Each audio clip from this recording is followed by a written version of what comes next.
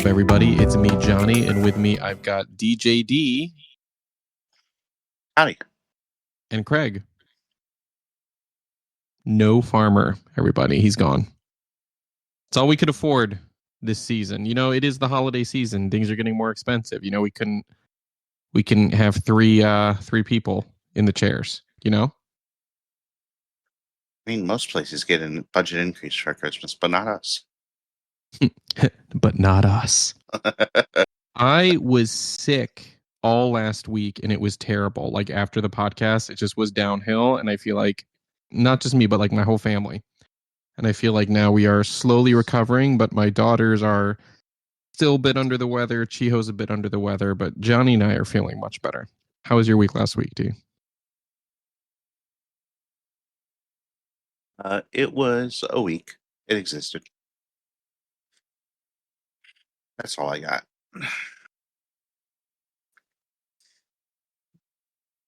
Did you hear that, you guys? It was that great. That's all he has to say about it.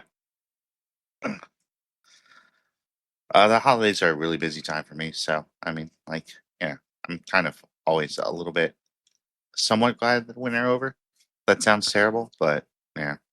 And speaking of holidays, I don't know if you saw, Netflix went ahead and is trying to give us Warner Brothers. Let's just get right into it, D. Sure. Are you following this at all? Yes. So you want to break down what's going on? So Warner Brothers has been for sale. Like this wasn't like totally a new thing, right? Like they've been like looking for something, right? And Paramount basically kind of said that they were going to get it. And it seemed like they had technically gotten like essentially pre-approved, kind of like those credit card pre-approval notices by the government, because like their CEO has already gone ahead and gotten a shoot. I forget who they purchased. It's Paramount, the owner of 60 Minutes.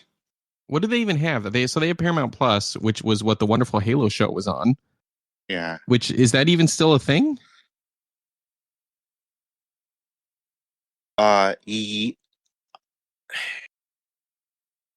Yes, it is. I mean, obviously, it's also a movie studio. I can't really think of. Right, like it's also a studio, of course. I always struggle to remember what's on it, though. Like, I think the Star Trek for those stuff wondering, is on it. I think that's Paramount is the movie studio with the mountain logo, right? There's MGM, which has the lion, which was bought by Amazon. There, obviously, there's Disney.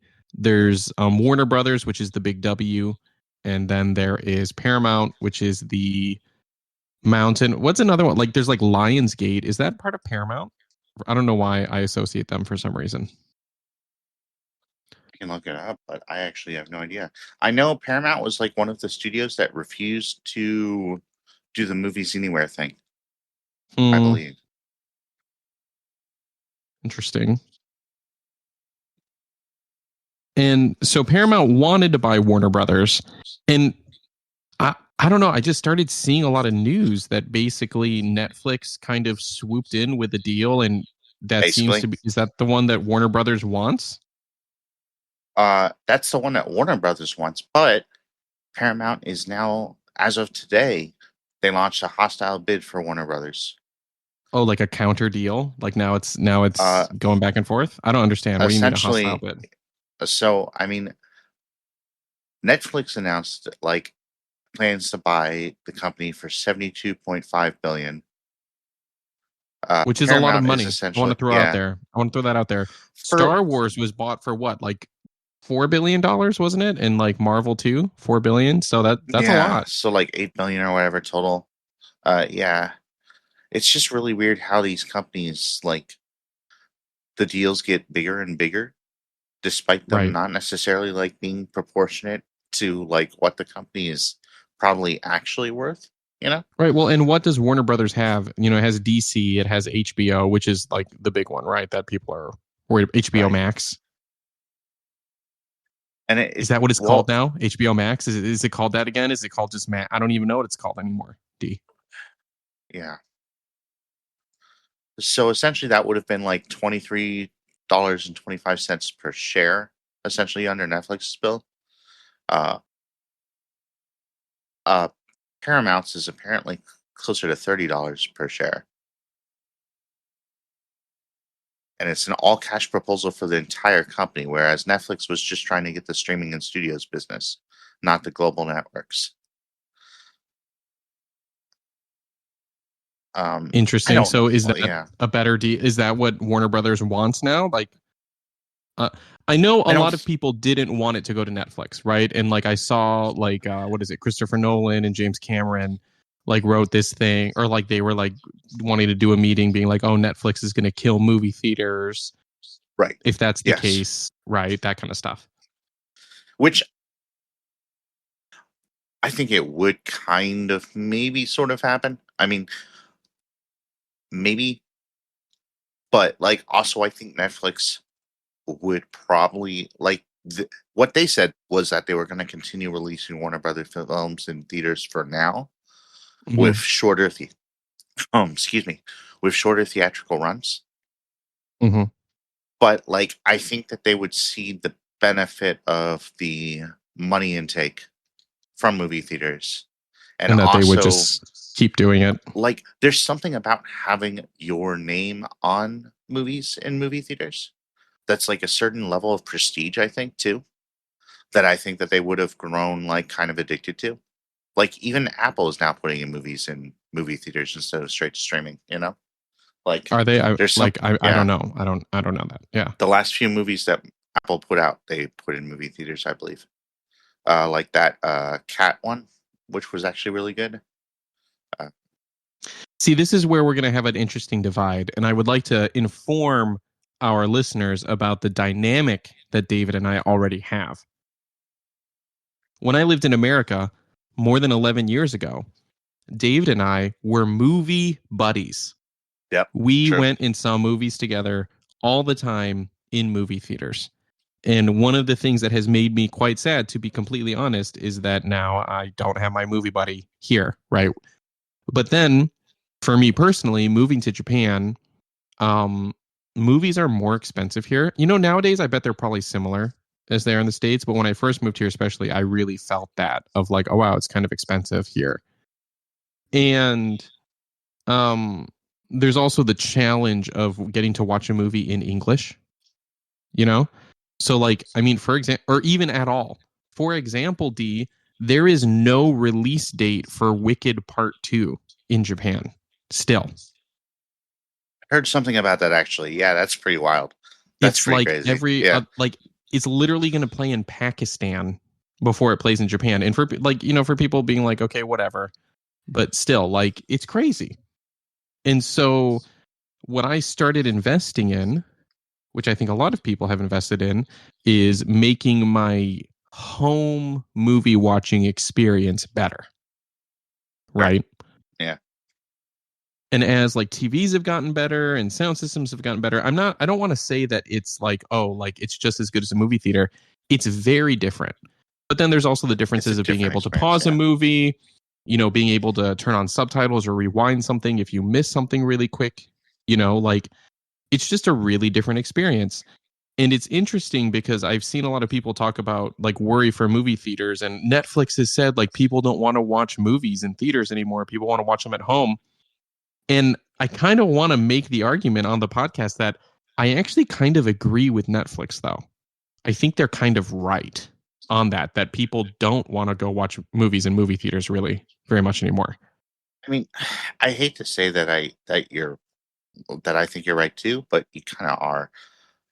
As someone who loved going to the movies with you, right? Yeah. As someone who loved going to the movies, I mean, the last time I went to a movie, I went and saw Fantastic Four in theaters. Loved it. It was great.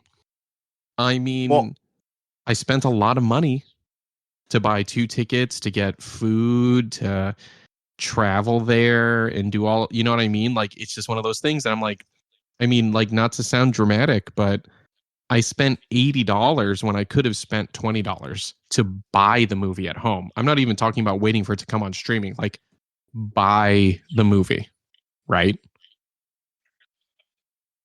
And while I had a better experience watching it in a theater, I don't know that I had a $60 better experience, you know? Yeah. Well, I mean, like, I don't know. I kind of cheat, I guess, a little bit with my movie subscription. So I pay $20 a month, you know, which allows me to see unlimited movies for 50 cents a showing because they charge a 50-cent processing fee, whatever that is, for Regal, Mm-hmm. which is stupid. AMC doesn't. So, But it's another monthly subscription. Want to throw that yeah, out there? that's true. It's a monthly subscription. My mom keeps on trying to get me to go back to Movie Pass because Movie Pass is apparently back, and I'm like, like I don't know, I'm good enough with Regal, I guess. But yeah, it is another monthly subscription, and there are months where like I don't go to the theaters at all because it's like there's nothing that I want to see bad enough that I want to sacrifice like 2.5 to 3 hours of my time, you know, Right. like Right. or even longer sometimes because the preview is taking like 30 minutes or whatever, depending on when I Right. get there. Right. There's a lot to it. It's like it's like going to an airport, right? Okay, Yeah, well, my sure. flight's Yeah. at like 2 p.m. Yeah, okay, like some people are going to get there at right at time and go in, but most people you're going to get to the theater a little bit early. You got to get parking, you got to get your concessions, you got to get in there and sit down to watch the preview, right? Like it's a whole thing. It's a whole deal. And again, is there anything better? God, you know what? Let me say this. My favorite movie going experience here in Japan was getting to see Star Wars The Force Awakens. I saw all three of the sequel trilogy, obviously, in theaters, but The Force Awakens, seeing it in There's something to theaters, that. Yeah. oh, yeah. Now Well, and that just was like, an experience, and right? the fact is that like whenever there's a crowd of people, there's an additional kind of aura to things. If it's like actually like a movie that evokes a emotional response, even if it's bad, uh, like seeing it with a bunch of people is a shared experience that like can't really be replicated, even if you invite a bunch of people over to your home. You know, like I mean, it's just not quite the same. And then also there's the money aspect of it, where like like unions and actors by and large just don't have the same options with movies released directly to streaming uh, as they do with theaters, like in terms of like percentage of like revenue splits and all of that, Right. or depending on how well it does, like whether they get additional like options or not. It's just like I don't know. It's a complicated thing that like we're just happened so quick because of COVID, and we just weren't ready for, and we're still having trouble navigating that landscape. Well, What's and really unfortunate is that most movies don't do well in theaters anymore. You right. know, Yeah, like I mean, like exactly. yeah, like movie theaters have returned back to like that 1950s era where you walk in and there's like maybe a dozen people in there for the most part. Like, there's obviously exceptions to that, like when big, huge releases come out sometimes. Sometimes Right. some movie theaters will be crowded. But like the one I go to is a pretty big one in a relatively big, like not metropolitan area. Like it's not like New York or anything, but like, Richmond is a pretty big city. But like, and I'll bleep that out later. But like actually, no, I don't care. Uh Leave it all in. but Leave it all in. Yep. but when it comes down to it, like the movie theater I go to, probably one of the biggest in the area or whatnot, and like there's just nothing like there's not really that many people there, even for big huge releases usually, Yeah. which is kind of crazy. But like that's just the era that we live in now. Like with COVID and everyone getting accustomed to like having every streaming service, which by the way, I don't think that people necessarily need to do, but like it's kind of become part of our social like culture now is to like be plugged into every media service and have every single kind, and be up to date on every single show or movie coming out. Like that's kind of like become ingrained in us. Mm, Uh, but like now that everyone has invested that money into like staying at home, you know, for both like right. movies and TV shows and also for food, like like like why go to the theater then and have like for like, I mean, if you have kids, you have to worry about that. You have to worry about other people and everything. Like it's Yeah. essentially, yeah, it's returned almost to a more like, I don't want to say like a symbol of like flexible income, but kind of, or at least that like, hey, this is something that I really want to do for this one particular movie, as opposed to Right. like going to see every movie, which I feel like prior to like 2020, it was kind of like you just go and see movies. Like you don't even have to like the movie, Like my parents and I saw all kinds of like terrible movies, like in Right. theaters. Like it's Right. just like it just became normal. And now, I mean, and part of that is the rising cost of movie theaters, the almost exploitative costs of their concessions. Mm-hmm. Like I mean, like them trying to continue to be profitable in like an economy where like less and less people are going. Like there's a lot to it, but like movie theaters just aren't as relevant to the day to day of most people now. Well, that and then you go back. So like going back to unions and such have an easier negotiation with movies that like go the more traditional route than to go direct to streaming. Like let's say it like that, right? Sure. There was a traditional route of movies, and basically all of the infrastructure is built around this. And this really speaks to me as someone who makes music, right? So like I'm on Spotify making music. First off, a lot of people, Spotify Rap just came out for everybody, and a lot of people will criticize Spotify, criticize the CEO of Spotify that he's made all this money and he's investing it into like drone warfare technology and stuff like that, right? Which is actually kind of wild if you think about it, that the arts is fueling that.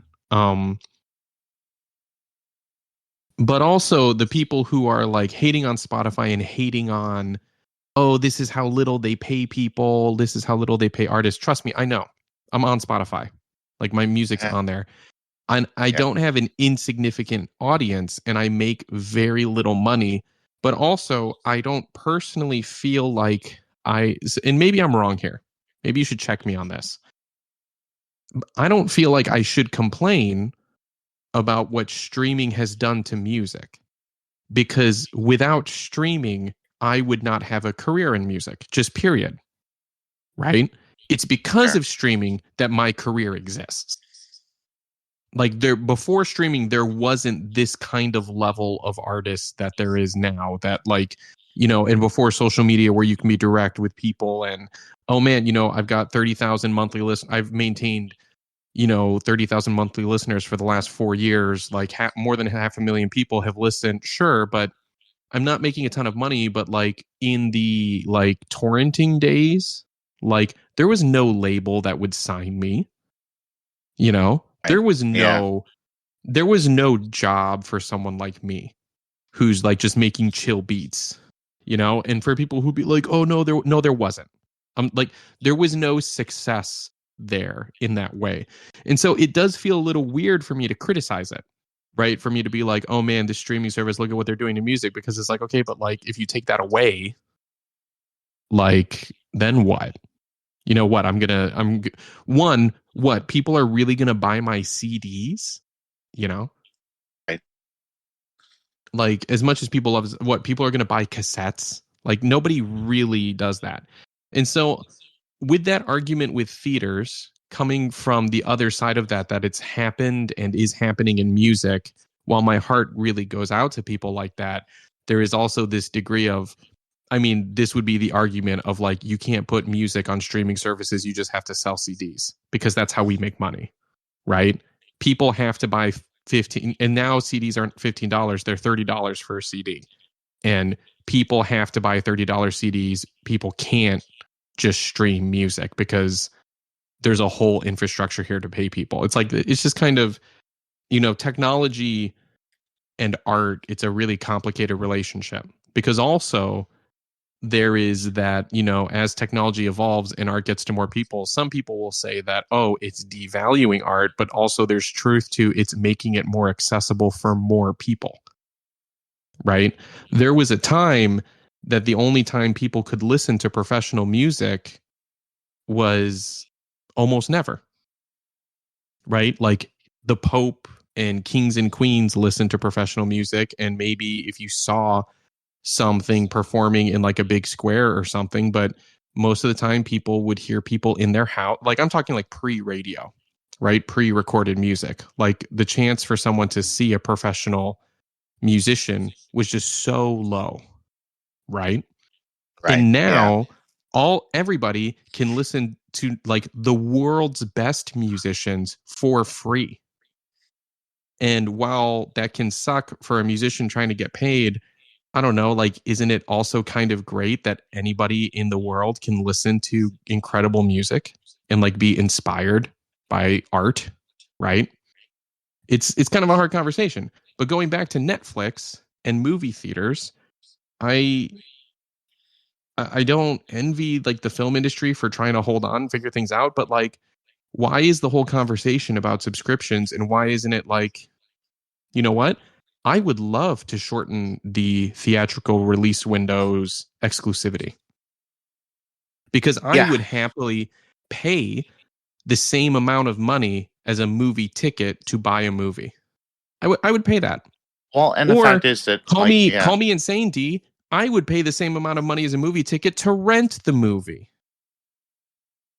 and watch it rented because that's basically the same thing.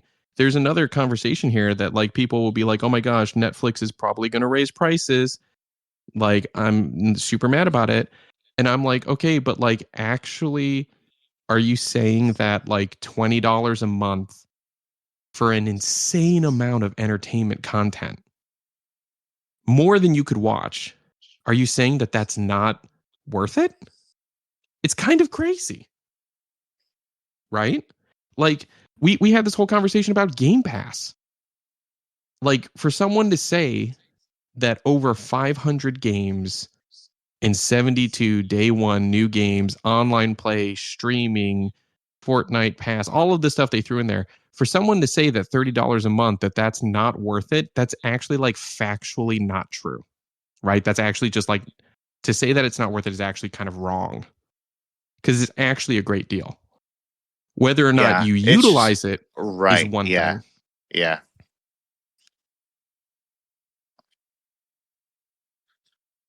Uh, I mean, I don't necessarily know that, like, I don't like what's been happening. And this is as someone who was kind of okay with, like, and actually a proponent of, I would say, the, at the time, the Xbox acquiring Activision, right? Mm-hmm. Uh, this consolidation does create more and more and more of a bubble, essentially, where something's got to pop at some point, or Right. like literally the meme becomes true where the same like 4 or 5 companies own everything. And Right. like that's kind of a scary place to be in. Now that said, like Netflix owns like Netflix, right? Like Netflix doesn't necessarily, as far as I know, have a whole lot else. Like if they bought Warner Brothers, I don't necessarily I think that puts them ahead in terms of streaming services, you know? Like that Which makes them they're already probably the the top dog. They're yeah, already the like top I mean dog like by that a kind of lot. puts them out of reach of anyone else being able to touch them in terms of streaming services, which is kind of crazy because Disney Plus does exist, but I don't I don't know if that necessarily is enough to like call it a monopoly. I'm not sure. I know that what I don't like even more than like this consolidation because I think it leads to less competition and prices rising like pretty arbitrarily and consumers not having a lot of control. And I'm pro consumers having control for the most part, right? Uh, I think there's a huge problem, not to get too political, when a government or a government's uh, chosen uh, selected individuals get to purchase things and no one else Mhm. does. And I think that that's kind of a problem with this, where Paramount has like pretty much a light path to going through regulatory approval to the point where like there's been a few different senators who said like that they don't have any problem with that yet do have a problem with the Netflix deal. Right. But it would essentially be a kind of similar situation in both cases. Right. You know? Right. What's the difference between Paramount and Netflix? Right. When it comes down to it, the fact is the owners of Paramount know the current administration, have contacts, have networking. Right. And right. and then also when the government is involved, which they are, in the purchase and control of multiple news networks, like CNN is part of Discovery, right. That's concerning to me. That's really concerning to me. It's I don't like that. I mean, and that's all. I mean, I don't know. So I don't necessarily. I don't like the whole lesser evil argument, but also when it comes down to it, first of all, the landscape is drastically changing. Secondly, Warner Brothers isn't where they want to be.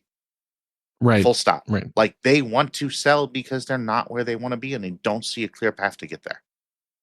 And it doesn't matter that they have less debt than other companies because they still have debt and they're not where they want to be and they don't see a path to get there. And so ultimately, it's kind of their choice if they want to sell or not. And I don't necessarily I don't like the consolidation, but I don't necessarily know that letting one person purchase them and one person not is the right move here. Ultimately, if they want to sell and Netflix wants to buy them, either you have to say no to all of that and just go, yeah, no, we're not doing a merger at all. No purchases of this size at all. Or you have to go, okay, well, anyone's good to do that. I just, yeah, I don't know. Right. It's interesting because, for me, I don't feel that same trepidation I feel like a lot of people have for Netflix in America. Really, Japan, it's not been as crazy with the amount of streaming services and such. And I think I sent you a meme at one point of all the streaming services, we basically just reinvented cable, but worse. Oh yeah, and all of these bundles and all of these things buying each other and such. But But correction, Netflix would not be purchasing Discovery Global, which is the owner of CNN. If the Netflix deal was to happen, that would spin off. But I don't necessarily know that that's the same thing for Paramount. I don't think it is. I think Paramount. No, it's not. I actually was looking. Paramount Yeah. is trying to buy everything, and Netflix is just trying to buy specific pieces. Yeah. I like what Netflix has been doing. And you can make arguments what about The Witcher show? Look at how they butchered, or look at how Netflix did something with my favorite show and I don't like it. Sure. At least Netflix is making stuff. That's true. Yeah. I'll go there. At least they're taking some chances. They're making stuff, whether or not people like it, whether or not they continue making them, sure. But hey, at least they made they made Shadow and Bone. At least they made The Witcher, and they seem committed to finishing it, even with all of its issues, And I know that they've not done that with a lot of other things, but I would be down with it. And I mean, I basically wanted to kind of start a fight at the beginning of this podcast to say that I'm also down with Netflix cutting down on the theatrical window. I'm happy for that. Well, that's fine with me personally. The problem isn't, for me, it's not the theatrical window. It's that time period after the theatrical window for me that I really don't like, because that's just an arbitrary FOMO window, that's essentially after it comes out of theaters and you still have to wait 3 to 6 months before it comes out on digital, and then another 3 to 6 months sometimes a month until it comes out on DVD. I mean, that's I would just say an so arbitrary. I'm very in tune. I'm very in tune with this one. So usually at some point, I don't know exactly when, because also things are in theaters for different amounts of time, right? Right. But sure. I would say it's probably something like 6 weeks or so, maybe 2 months. And you can usually buy a movie from Apple, for example, at a pretty premium price, like $25 or $30, right? But it's definitely not, and you can't rent it or whatever. You can spend a lot of money and watch it because you didn't see it. Right. And then it kind of drops down a little bit, and then it's like a really long time before it'll drop on like Disney Plus, for example, like Fantastic Four, Right. right? Streaming service. Yeah. Yeah. Yeah. And yeah, I don't love all of that for sure. Well, the problem is though too, like the month before, it's only down to like one showing or whatever in most theaters usually, unless it's a Right. really really big movie or there's nothing else out. But like by and large, like it gets more and more difficult to see, and then it's gone. It's just gone from everywhere for like 2 months or whatever, and it's like, what are we doing? Like, what is it? Like, this is literally just a punishment for not going to see it. You know, like I mean that's what it feels like. It's just yeah. Mm. But that And time period is the one that I have the biggest problem with. Because like I can see like, okay, it makes sense for it to be in theaters and not be like, available to see at home. Okay, you want people to go theaters. Okay, all right. I get that. Like I don't necessarily know like how I feel about certain movies having like such an elongated stay. Like Avatar will probably be in theaters for like a while, before yeah, touching anything else. Like that's really hard for people who can't get out to theaters to see it. yeah. But Well, see, that's one of the ones for me too, though, is that like I kind of disagree in that like I understand by not if we put it on digital and we put it in theaters, people are just going to choose to watch it digitally, buy it, watch it digitally. People are just going to choose that, so we can't do that, right? It's going to cut into that, and I understand that like financially, like as far as that, but if they're buying it, they're still making that money. You know what I mean? Like if they have to buy the movie versus buy a ticket to see the movie in a theater, they still make that money. One. But then two, like, doesn't this speak something of the theater experience that you're like, oh, if there's competition, then people won't go see it at the movie theater. And so we have to make it so that there's no competition.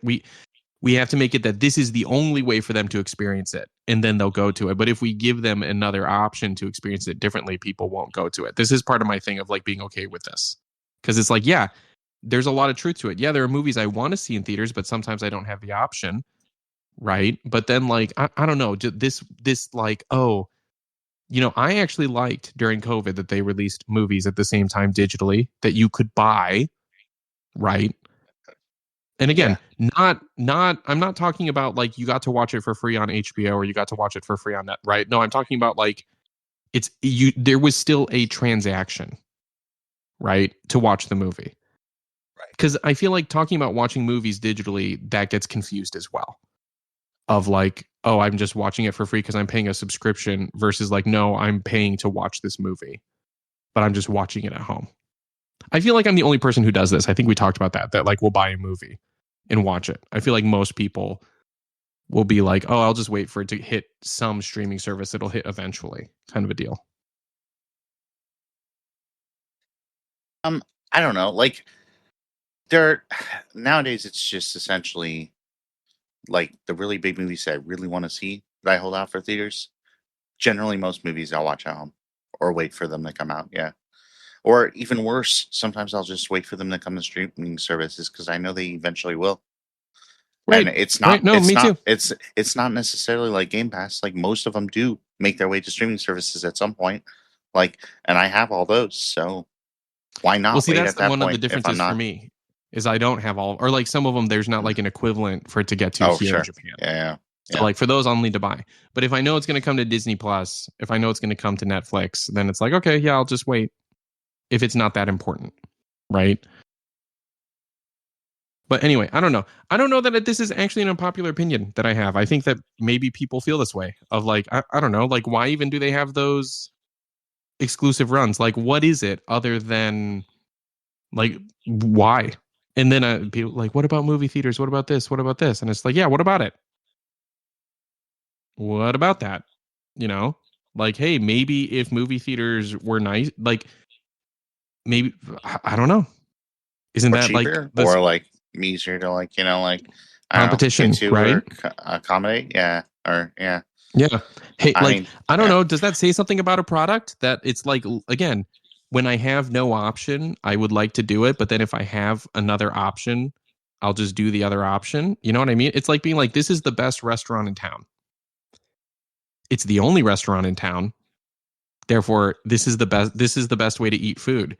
And then they're like, oh, but look, there's like this other restaurant that only does takeout, and we can like get food and just eat it at home. And they're like, no, we don't want this to exist because this is the best restaurant, right? And if this other restaurant exists, other people go to that restaurant, and we just want everyone to come to this restaurant. It's like, but why? Why can't we just have both? Like, if I want to go to that restaurant, I'll go to that restaurant. You know, isn't it nice to have like the option? And they're like, no. Think about the restaurant workers, Johnny. It's just crazy, David. It's crazy. I mean, yeah, I kind of view it as a different thing. Like, I kind of view it as like I've been reading The Expanse, right? Great series in terms of both TV and books.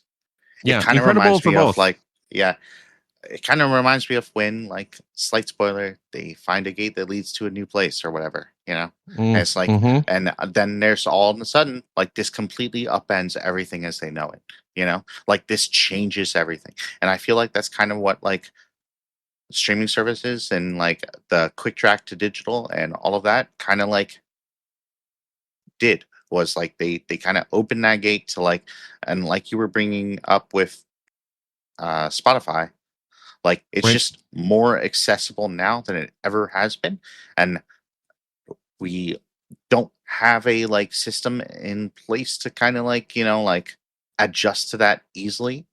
But, like, ultimately, is that a problem, or does that just mean that we have to adapt now? And obviously, I'm not in the movie industry, so I don't necessarily like have a huge lot of investment on that side of things. So I'm okay with them having to adapt, even though it is a pretty huge disruption. But, like, Right. I do acknowledge that it is a huge disruption that does affect, like, a lot of people. But, Right. like, at the same time, like, just because we've always done something some way doesn't mean that we should continue always doing it that way. Right. Like, yeah. So, I mean, and sometimes disruption is necessary. Sometimes it even can lead to something good. It might not be good in the moment, but, like, Right. you know, change is change, you know? I mean, like, when it comes down to it. One of my favorite things of it's a little scene from a popular political show called West Wing, which is a great show that everyone should watch. But because Martin Sheen is the best president ever. But I actually saw a clip from that there's today. You go ahead. Say your clip. I'll say my clip. okay. Uh there's this came out a while ago. Okay, this came out in, like, 2000, I think 1999 to '06 is when it ran. And one of the scenes, they're trying to discover, like, they're trying to look at how to deal with uh people in the military who are homosexual, right? And they ask the This is going great. joint Continue. they ask the joint uh the the Joint chairman Chief of of the Joint Staff. Oh. Chiefs, yeah, the chairman of the Joint Chiefs, uh, if, like, if he's okay with that. And he's like, look, they asked me the same. He's an African American, and he's like, they said the same thing about me when I was joining. Yes, it did disrupt the unit, but we got over it, you know, and we're stronger for it. And I think, like, ultimately that's probably the right point of view when, like, change happens. Is like, yeah, it might be a disruption, but adaptation is good. It helps us grow. This is nothing like the clip that I watched today. The clip I watched today is the president character is like, look at this beautiful map I bought of, like, the Levant, and it's like from, like, 1700 or whatever. And he's like, I want to put it up here, and someone looks at him, they're like, you can't put it up there. Why? And he's like, why? And he's like, because Israel's not on it. People say it's anti-Semitic. And he's like, but Israel didn't exist in the 1700s. And it's like just clips of him doing this with, like, multiple people saying the same thing. Like, you can't put that up here. And I thought that was actually quite funny of him just being like, look at this beautiful map. You can't put it up. Israel's not on it. He's like, but it didn't exist. The yeah, D, as far as change and such, and and when you're in an industry that is being affected by change and like you're possibly losing your living and such, and that's very scary and it's really hard. It doesn't help for people to say that this is happening to more people than just you, right? That doesn't make you feel better. But a lot of things are getting automated and changing. A lot of people are getting affected by it. That's true, right? One of the ones that that people maybe aren't super aware of or think about is like, do you know that there used to be 3 pilots in an airplane? Not like a pilot and a co-pilot, but there was another pilot who was like the engineer, who was like managing plane systems and such. And that job got replaced by a computer. Like it got to the point that computers could handle it. And which that's crazy. Think about it. One whole less pilot in like passenger airplanes. Tons of pilots, like tons of people lost their jobs and had to figure out stuff because it's like, oh yeah, well, like actually like a computer can do that job now. So like we just have the computer here. And then there's that awkward thing of like actually the computer does the job very well also. So like, you know, just these 2 pilots can manage with the computer as well. You know, stuff like that happens. And that's in like learning how to adapt and figure out what to do. Like it's not just music or film. It's like every industry has to figure out how to adapt with new technology. Right. Well, and like, I mean, like, there's not a single person who would, in good faith, say that the Industrial Revolution didn't lead to better things. You know, even if it might have been like a really disruptive and terrible thing for those working at the time. You know, like ultimately, it did create more jobs, and it created better quality jobs, and it created better products because of it, you know, and a higher standard of living, you know, like, and better pay for those jobs, you know, like when it comes down to it, it did make things better after the fact. It was just a really tough period to go through because a ton of people lost their jobs. Like, and that's fair. That's understandable to be upset about that for sure. But like, you also can't stop change. Change happens. You kind of just have to like, it's like trying to fight against a really strong current of a river, you know, like it's just once that river has been unleashed, there's not much you can do to fight against it. You can't change the flow of it. You can maybe alter it a bit, you know, and I think that's a good thing to try to do is try to control it a little bit, but you can't like stop it. And like it's I don't know, like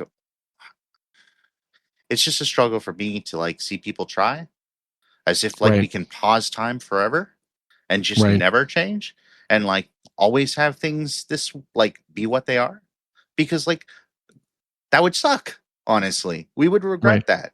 Like, I mean, like the Lord Ruler did that in the Mistborn series, and that didn't work out so well. Like, I mean, like well, I mean, it's funny you bring up that example, but like I want to go back to my music example of people. So like there is a lot of validity to criticizing Spotify for how little they pay artists. That's true. There's a lot of validity to this, right? It's like what, like 300ths of a cent per stream. That someone could be the top listener of my music and not even give me like, it's like they give me the equivalent of like $10 is crazy over the course of a year. Yeah. And that, you know, there's a whole conversation to be had there. But again, like without streaming, like how many people wouldn't even have jobs? Like it sounds funny in that of like, well, what about these engineers? What about this? What about this? What about this? But it's like, no, but like every producer that I know, like this whole genre didn't even exist pre-music streaming. Right. And like, you know, sometimes change, you know, versus like resisting it and like, okay, well, like, how do we go with it? And it's frustrating and scary or hard. And, you know, people want to say, oh, like things were better like this or things were better like this. Yeah. For who? Right. For who was it better for? Yeah. You know, like for the people who were doing well in the old system. Yeah. It was great for them. You know, for Christopher Nolan, who's filthy, stinking rich and is like wants to see his name in his movie in a movie theater, right? Yeah, of course the old system is better for him, right? Of course it is. For one of like the top dog directors of this generation, of course he wants things to stay the way they are. They're going really great for him, right? But what about for other people? What about the opportunities for other people that are going to come up because of stuff like this, right? What about like that's just something that you just can't see in the moment. And it's easy to be like, "Oh, man, it's like, do you feel bad for James Cameron? Do you?" Like 2 of the 3 most money-making movies of all time are his. Or no, 3 of the 4, like, cuz there's like a Chinese movie that's the number 1 now. It's like an animated movie. But like Titanic, Avatar 2, they've made tons of money. He's super rich, all of that stuff. Like are we really somehow tricking me into feeling bad for him? And he's trying to be like, "Oh no, it's for the other people." It's like you could keep making movies for Netflix. You know, you could keep doing that if you want to. Right. But, you know, you don't want to. And like you said, there's a prestige to movie theaters and all that kind of stuff. That kind of stuff I'm starting to get annoyed by too, though. Of like, okay, like I understand. Oh, here we go, D. I remember Christopher Nolan in it, like in some kind of interview, he was like talking about how um he doesn't want people to watch his movies on small screens. Right? Like don't watch it on your phone or on like your laptop. And even Hans Zimmer said this. He was like, I don't want people to listen to my music on laptop speakers. Like, I want you to go to the theater and hear it on big speakers. I want you to go to the theater and see it on a big screen. Right? Okay, cool. But here's the thing. You know, maybe this was a long time ago, but there was a time that I was a teenager and I didn't have a ton of money. And I watched a lot of movies on my laptop screen. You know? And I listened to a lot of music out of my crappy laptop speakers. And that's all I had. Right? Yeah. And like to be so disconnected from like the current generation of people that their phone is what they have. And like that's how modern people and like kids are like interacting with stuff is through this. And just to straight out be like, I don't want you to consume my art on this thing. It feels very out of touch to be like, oh no. And like I can understand as an artist being like, I hope that they experience it in the way that I'm envisioning it. But then to just like straight up not be envisioning it the way that the majority of people are going to interact with the thing you made, again, seems out of touch to me. It seems kind of weird. Kind of seems also like a miss on their part a little bit. Like I understand wanting people to like experience like the full like complexity of a work of art, but also like I mean like if it isn't like accessible on Right. the mass majority of like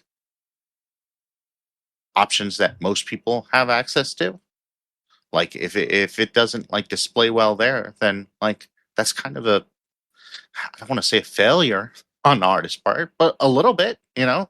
Like I mean like when it comes down to it, like it should I mean, at I would least say be, there should be some value to it being there because that's where people are going to experience it, right? yeah. Yeah. No, it just seems weird. It seems elitist and mean to me to be like, oh, like, and it's funny because I kind of get it. Again, as especially as a musician, I get it to be like, no, I don't want you to listen to my music on your laptop. Listen to it in a theater with big speakers. Or like, no, I want you to, everyone go watch this movie in IMAX. That's how I'm envisioning it. Don't watch it on your phone.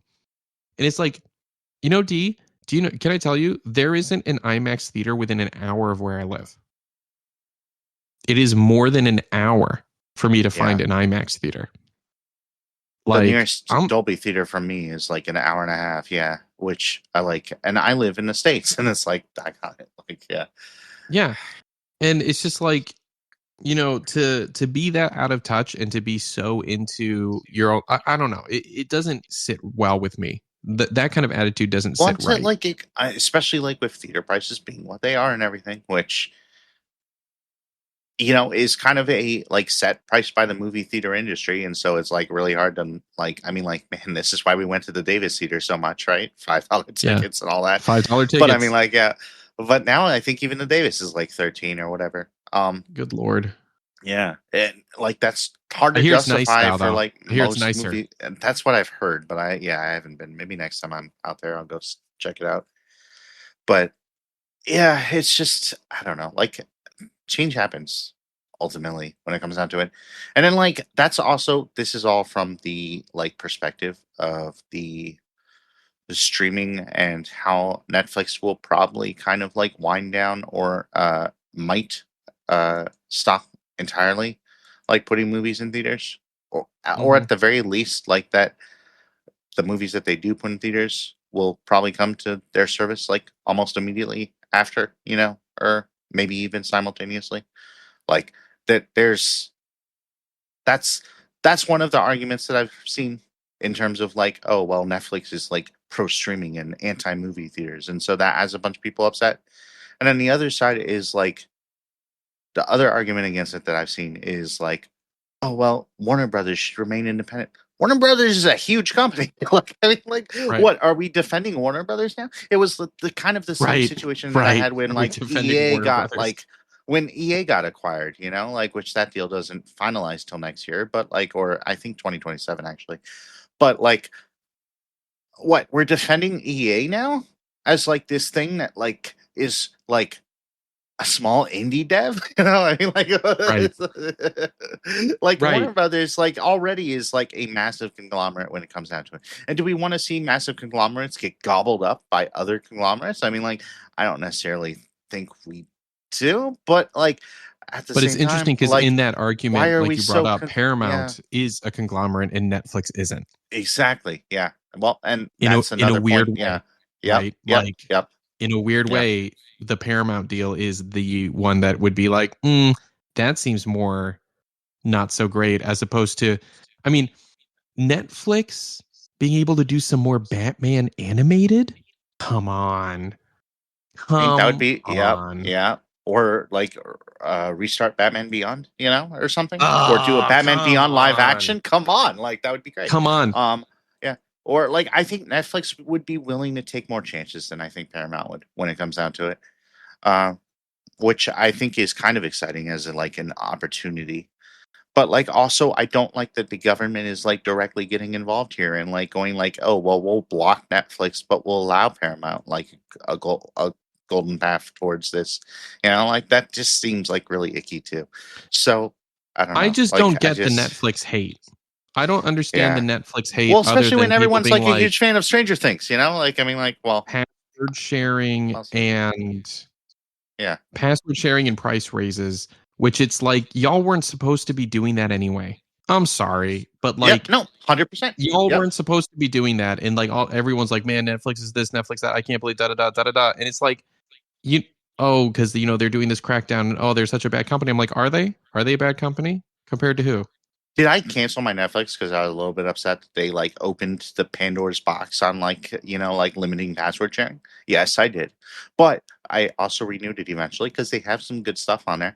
And also, I knew when I was sharing passwords. Yeah, you're not supposed to do that. It's literally supposed to be people in your household. Like literally, that's it. Yep. And so many people abused it. Like I mean, like it's in the terms of service, which is a contract that we all agreed to. This is why we can't have nice things. Yes, this is literally it. And it's just this funny thing of like people being like, can you believe that Netflix is mad that I broke our agreement? Can you believe that? Can you believe they're enforcing the agreement that I myself agreed to? Can you believe this? What kind of company is it? It's one of those, like, what did they even really do? Like, yeah. Come on. It reminds me of like, when like people would like find out all kind of like sneaky ways to get past like fares at Chicago on the L. Like they would pass back a like ticket that they already used or whatever, and the person would go up to the person at the counter and go, yeah, I tried to use this but it didn't work. Or whatever, like all kinds of stuff like that. It's like, okay, all right, you're not supposed to do that. What are you doing? Like if you get in trouble for it, that's on you. Like Right. Or like the people who are like, can you believe Nintendo is bricking Switch 2s that we've Oh illegally my modified goodness. against our Yeah. like, and then they're like, well, I should be able to use it. I should be able to use it even if I am not playing online. Like, it's not fair that they bricked it. It's like, it's against the agreement. It's against guys. Or like, I mean, like, I know this will be somewhat controversial, but also very popular console, by the way. That didn't really seem to do much, did it? Very popular console. Yeah. And Nintendo also had a case against Power World when Power World first launched. You know, like they did. Like when it came down to it, that was pretty egregious. Like, you know, like in some areas of like, you know, like this is obviously at the very least very parodical, but I mean, like maybe downright copyright infringement. You know, I mean, like especially with some of the pals, especially for sure. Yeah. Like I mean, and good on Power World for changing some of that, and I think that Nintendo is taking advantage of the situation. I do. But like, I mean, like, you know, like I think when it came down to it, yeah, there was a case, at least at the beginning of that whole thing of like, yeah, no, this could be copyright infringement. And having a case doesn't necessarily mean that they'll win even, you know? But yeah, like people hate on, but then also Power World wasn't like, can you believe this happened? Yeah, that's true too. Yeah. They were ready for it. Yeah, they weren't like, why? They prepared ahead of time for it. Okay. Like if that doesn't tell you that they weren't ready for it, that they knew that they were doing something that they might potentially get sued over, I don't know what does. It's kind of like that scene in the first book of the Stormlight Archive. Sorry, Dragon Nexus just happened and everything, and I'm sad that I didn't get to go. So I'm like, I know someone who went to Dragonsteel Nexus not this year but last year, and I was super jealous. Yeah, super jealous. On that note, I actually need to go. You guys, I need to go pick up my son. So make sure to like and subscribe and do all the things, and let us know how you feel about Netflix or how you feel about this merger and just all this kind of stuff. You know, the landscape's changing. What do you think about it? Let us know. Anyway, catch you guys later. Bye.